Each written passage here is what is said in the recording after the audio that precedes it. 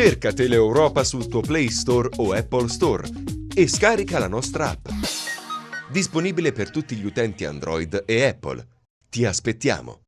Niente spettanze per i lavoratori ex mobilità in deroga, il blocco è nazionale, il ministro Poletti non ha ancora firmato il decreto, cresce l'esasperazione fra i tirocinanti che non vedranno più rinnovato il contratto. Vediamo. I soldi non arrivano e il tempo passa, i tirocinanti, gli ex mobilità in deroga, aspettano ormai da mesi di essere pagati, l'assegno è di 800 euro, non sono milioni, eppure è bloccato da una burocrazia che non comunica. Il ministro Poletti lunedì scorso avrebbe dovuto firmare il provvedimento che di fatto avrebbe consentito a Regione e INPS di pagare i lavoratori.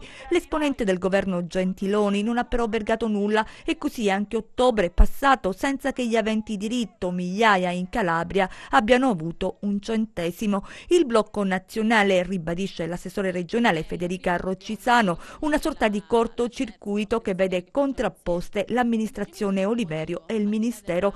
In sostanza in regione i soldi ci sarebbero, ma senza il via libera da Roma non si può autorizzare il pagamento delle spettanze all'INPS, una situazione kafkiana in mezzo ai tirocinanti che non ci stanno. Sabato scorso hanno protestato e sullo scacchiere di nervi tesissimi non si escludono nuove mobilitazioni, anche perché, recitando un antico adagio, al peggio non c'è mai fine. Completati 3 mesi di servizio non è previsto il rinnovo dei contratti. Come faranno le famiglie che già non arrivano a fine mese? Una grossa responsabilità della politica che non paga e non crea percorsi salva precarietà. La situazione, ci dice chi la vive e chiama in redazione, è drammatica.